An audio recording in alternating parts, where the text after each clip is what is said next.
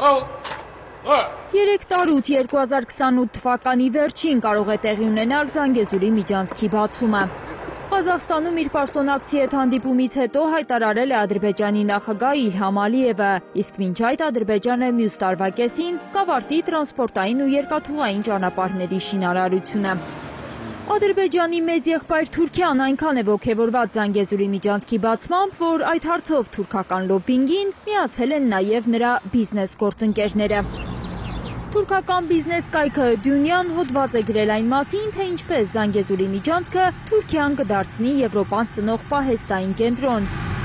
Այդ կարծիքն է հայտնել նիդերլանդական բեռնափոխադրող Ռաբեն ընկերության տնօրեն Էվանդ Ռաբենը։ Նրա կարծիքով Թուրքիայի լոգիստիկ դերը լիովին կփոխվի, եթե Զանգեզուրի միջանցքը շահագործման հանձնվի։ Ծովային բեռնափոխադրումների մեծ մասի ուղին կարող են փոխել Թուրքիայի տարածքով անցկացնել բեռները։ Նիդերլանդական Ռաբեն լոգիստիկ ընկերությունը 3 ամիս առաջ է սկսել համագործակցությունը Թուրքիայի հետ։ Ի տարբերություն Հայաստանի Հանրապետության իշխանությունների, որոնք զբաղված են եղել միայն հարցով, թե ինչպես պահպանեն իրենց իշխանությունը կամ զրպատել ընդդիմադիր ուժերին, ադրբեջանական կողմը Թուրքիայի հետ միասին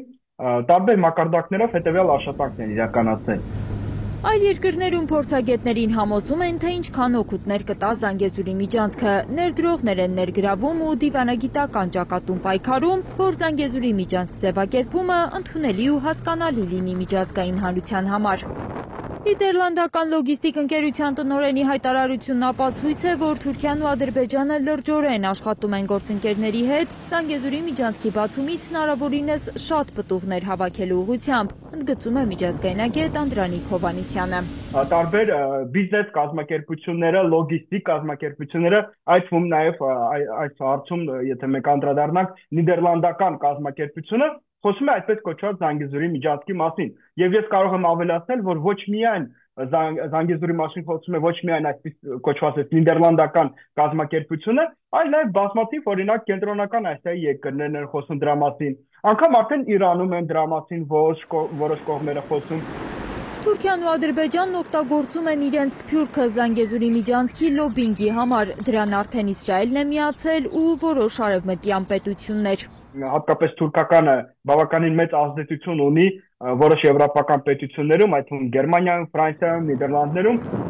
Հայաստանի իշխանությունները չեն փորձել որևէ կերպ դիմադրել թուրք-ադրբեջանական լոբբինգին հայկական սփյուռքի միջոցով։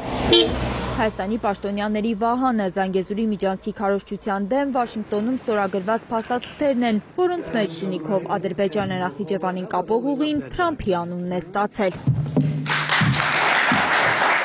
Հայաստանի իշխանությունը ԱՊՀ անդամ երկրներին համոզում է, որ իրենց համար արտահանման ու ներմուծման նոր հնարավորություններ կբացի Թրամփի ուղին, Եվրամիության անդամ երկրներին, որ Հայաստանը կարող է վճռորոշ դեր խաղալ Եվրոպան, Հարավային Կովկասը և Կենտրոնական Ասիան կապող շղթայում։ Լիլիթ Սարգսյան, Առաքել Օհանյան, Արմեն Ապրեսյան, Հայլուր։